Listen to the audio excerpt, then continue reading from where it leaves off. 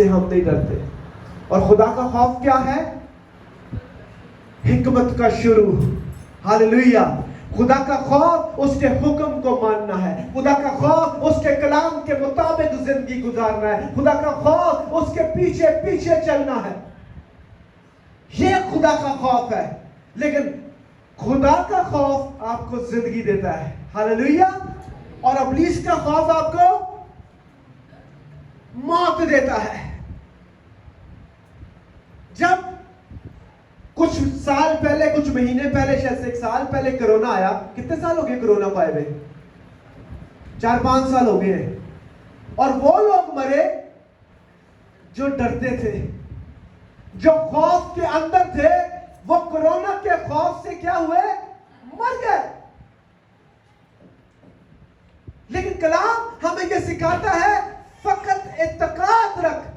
और जिनका भरोसा खुदा पर था, है, रहेगा, वो आज भी जिंदा है। और अब्दुल अब्बास जिंदा रहेंगे।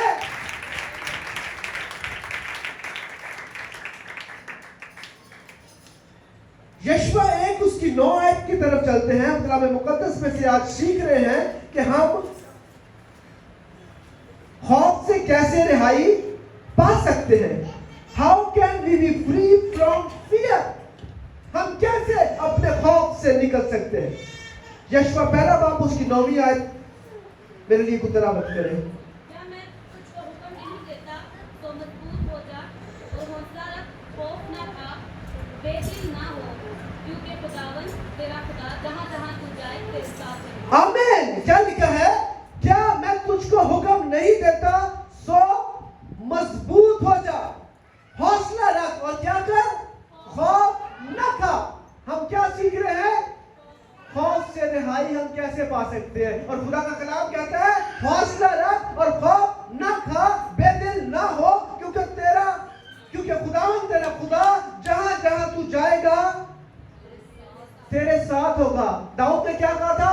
खुदा मौत के साए की वादी में से मेरा गुजर हो, मैं तेरे किसी बला से नहीं डरूंगा। या खुदा इस बात की तस्दीक करता है कि जहां जहां तू जाएगा खुदा तेरे साथ होगा।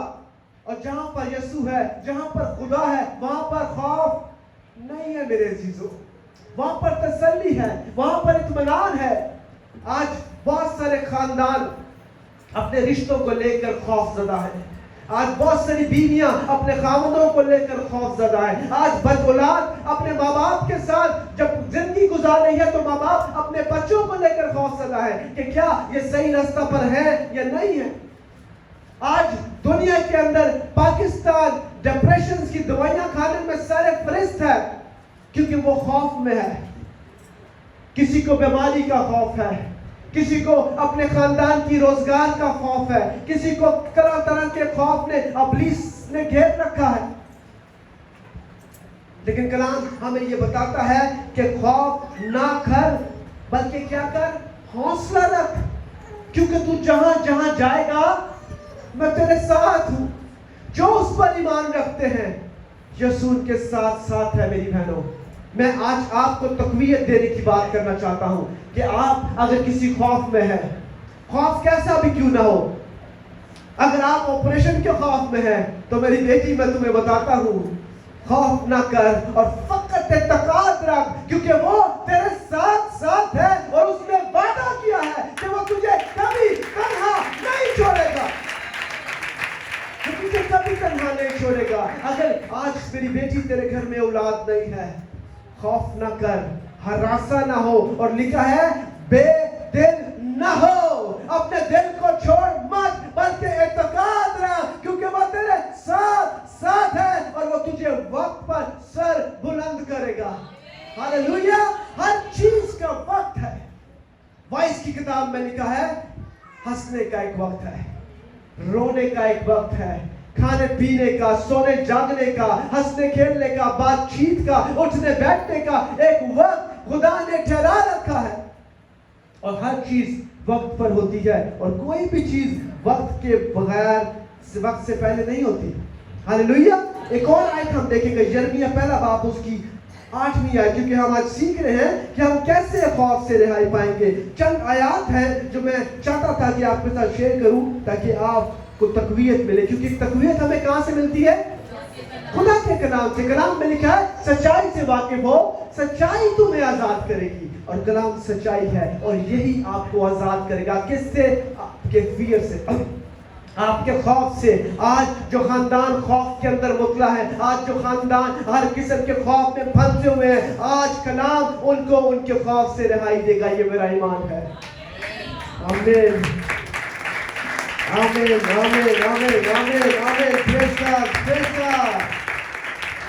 Thank you. यिर्मयाह पहला उसकी 9 आयत में क्या लिखा हुआ है? हाँ जी, 9वीं आयत, 8वीं, सॉरी 8वीं। तू उनके चेहरों को देखकर न डर, तू उनके चेहरों को देख के न डर, क्योंकि खुदावन फरमाता है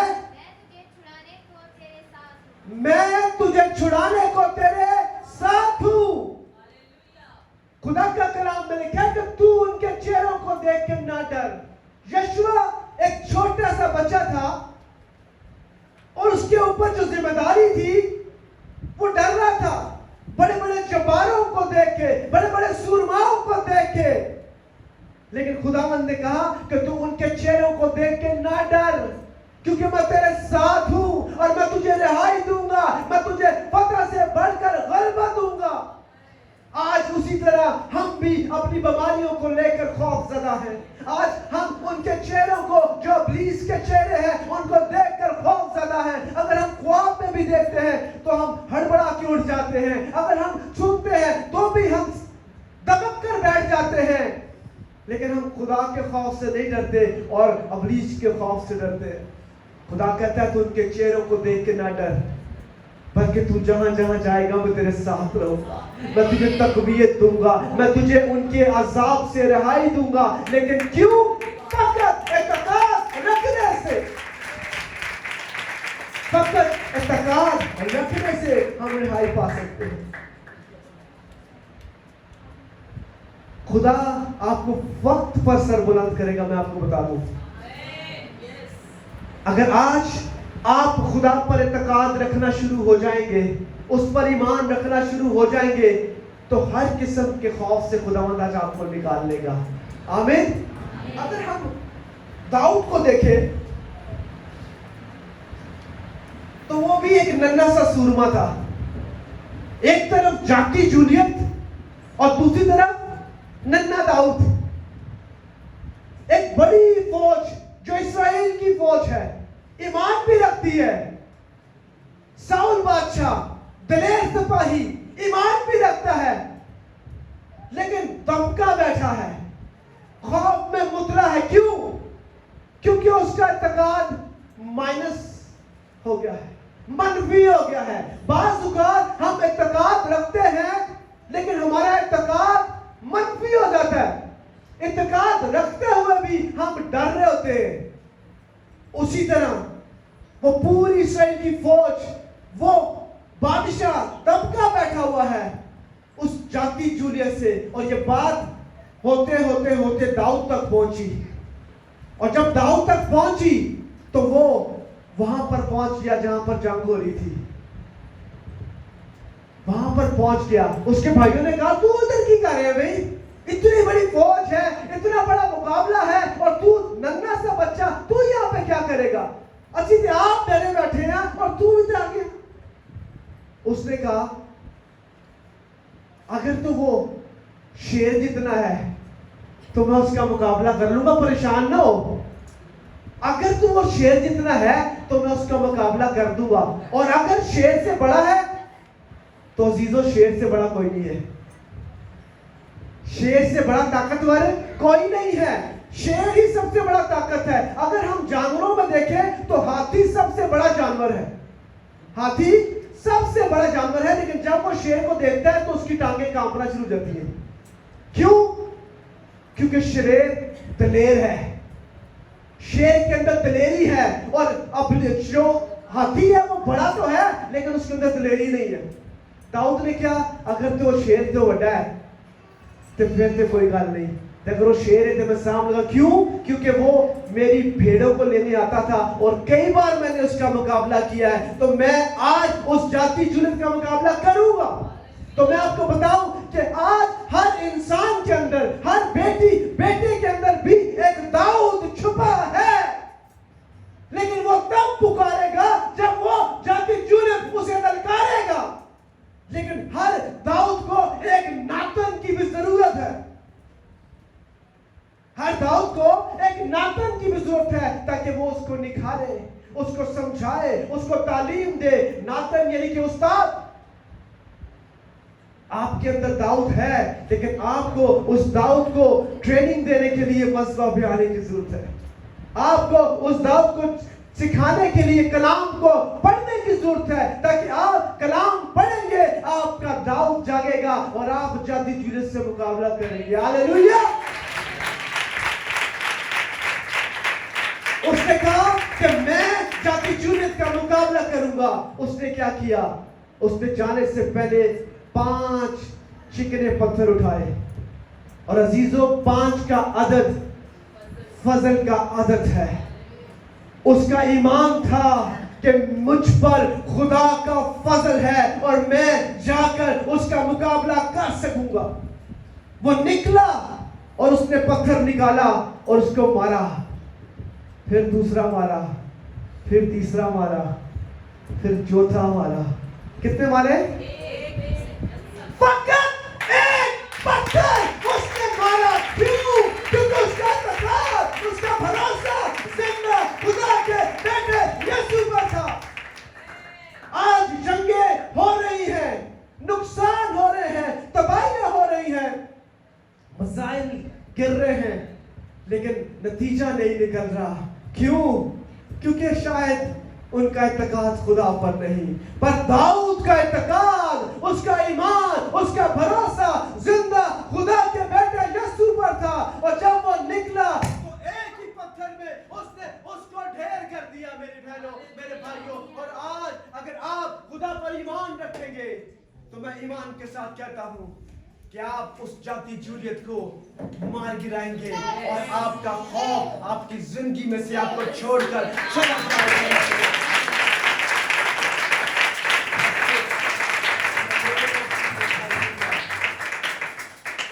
अजीजों, अपने अंदर के दाऊद को पहचाने, अपने अंदर के दाऊद को ढूंढे। Thank you Lord Jesus, thank you father. खुदा कभी भी हमें तन्हा नहीं छोड़ता।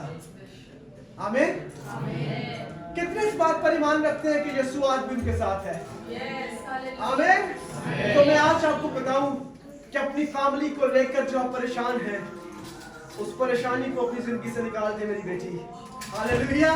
क्योंकि तेरा मखलसी देने वाला तेरे दाहिने हाथ मौजूद है और वो तुझे गिरने नहीं देगा, बल्कि करेगा।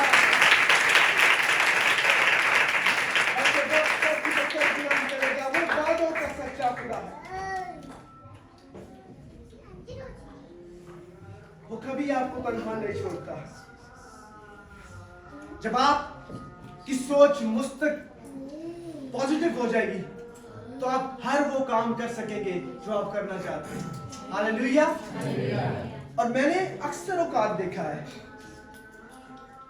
कि अगर आपकी बदन में कोई भी प्रॉब्लम है, आप बोलना शुरू कर देते हैं, मनफी बोलते हैं।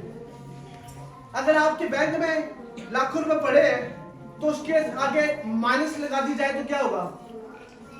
क्या होगा? 0, खत्म। मतलब है कुछ नहीं। आज आप ईमान रखते हैं, लेकिन आपके ईमान के आगे भी इब्लीस ने माइनस लगा दिया हुआ है। क्या लगा दिया हुआ है? माइनस।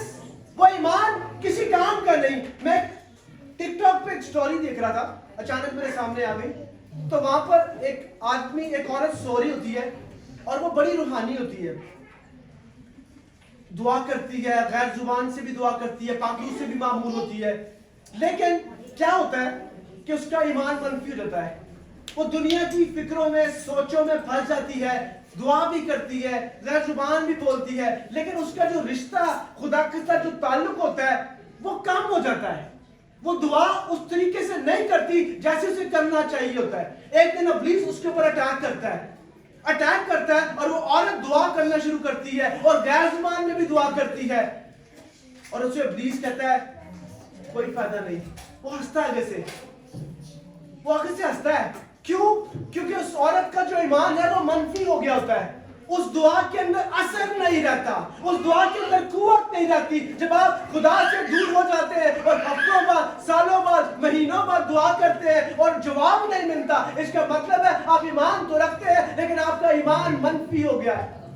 आप उस खौफ के अंदर जकड़ गए हैं, उस खौफ ने आपको जकड़ लिया है और आप मनफी सोच में चले गए।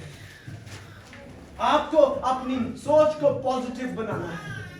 अगर आपकी जिंदगी के अंदर दुख है तो उसे ईमान से कहें कि वो नहीं है, और आपकी जिंदगी में कभी काम नहीं कर सकता। जैसे आज दूसरा साल है, मैंने शुगर की दवाई खाना बंद कर दी है। मैं आपको ये नहीं कह रहा बंद कर दो, मैं नहीं आपसे ये कह रहा कि आप बंद कर दो, लेकिन मेरा ईमान है मैंने बंद कर दी है।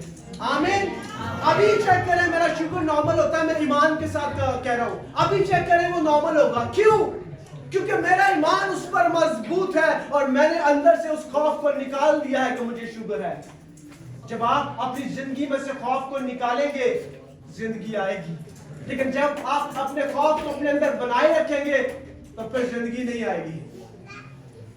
फिर क्या आएगा? फिर मौत ही आएगी, क्योंकि वो आपकी अपनी चॉइस है। खतरा क्या है? हकीकत। और खौफ क्या है? चॉइस। खौफ आप अपने लिए खुद चुनते हैं। खौफ कौन चुनता है? अपने आप के लिए आप खुद चुनते हैं। कोई आपके ऊपर खौफ तारी नहीं कर सकता। मैं आपके सामने गन लेके खड़ा हो जाऊं, अगर आप दलेर हैं दाऊद की तरह तो आप झपट के छीन लेंगे, लेकिन अगर आप खौफ के अंदर हैं, इब्लीस ने आपको घेरा हुआ है, तो फिर आप क्या करेंगे? आप दब के बैठ जाएंगे और वो आपके ऊपर हावी हो जाएगा। अजीजों, खुदा ने कहा जहां जहां तू जाएगा मैं तेरे साथ। तो फिर खौफ किस चीज का? फिर आपका ईमान मनफी है अगर आप डर रहे हैं।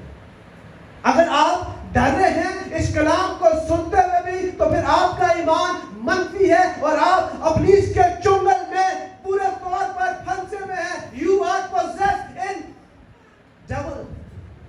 आप डेविल के अंदर पोजेस हैं अगर आप आज भी खौफ में, मातरत के साथ, क्योंकि खुदा और खुदा का कलाम हमें तसल्ली और दिलेरी देता है। क्या देता है? हमें दिलेरी देता है। कलाम कहता है मेरा फजल तेरे लिए काफी है। पौलुस कहता है खुदा यीशु में मैं जो मुझे जोर देता है सब कुछ। तो फिर आप क्यों नहीं कर सकते?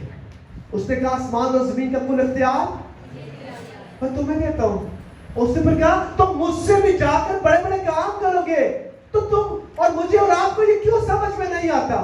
क्यों आज हम उसी खौफ के अंदर हैं जिसमें इब्लीस हमें रखना चाहता है, लेकिन खुदा हमें उस खौफ में नहीं रखना चाहता, उस खौफ से निकालना चाहता है। अजीजों, आज अगर आप खौफ में हैं तो खुदा यीशु को अपनी जिंदगी में वेलकम करें। खुदा के खौफ में जिंदगी गुजारें। एक खौफ इब्लीस का है जो आपको मौत देता है, एक खौफ खुदा का है जो आपको जिंदगी देता है, और खुदा का खौफ हिकमत का शुरू है। खुदा का खौफ उसके हुक्मों को मानना है। आज अगर आप सबत के रोज मज़बा पे नहीं हैं और अपने कामों में लगे हुए, इसका मतलब आप खुदा मुझे माफ करे, खुदा मुझे, ये लफ्ज कड़वे लगेंगे जरूर, लेकिन ये ऐसे ही है। अगर आपको खुदा का खौफ हो तो आप मज़बा में हो। अगर आपको खुदा का खौफ हो तो आप सोने से पहले दुआ करें। अगर आपको खुदा का खौफ हो आप उठते सार पहला काम दुआ करें। अगर आपका खुदा का खौफ हो आप किसी का दिल ना दुखाएं। अगर आपको खुदा का खौफ हो आप किसी को गाली ना दें। अगर आज आपको खुदा का खौफ हो आप अपनी बेटियों को, अपनी बहुओं को अपने गले से लगा के रखें। अगर आप कलाम पढ़ें, अगर आप दुआ करें और अपने घर में नफरत के बीज बोए, इसका मतलब है you don't have any fear from God. आपको खुदा से कोई डर नहीं है। जो खुदा से डरता है वो खुदा के हुक्मों को मानता है, खुदा के कलाम के मुताबिक चलता है। और आज अगर आपके घर के अंदर ऐसा कुछ भी है तो इसका मतलब है आपके घर में इब्लीस काम कर रहा है। आज अपनी जिंदगी के अंदर यीशु को वेलकम करें ताकि आपके घर में से इब्लीस और उसका खौफ भागे और यीशु आपकी जिंदगी में काम करे। खुदावंद इस कलाम के वसीला से आपको बरकत दे। आमीन।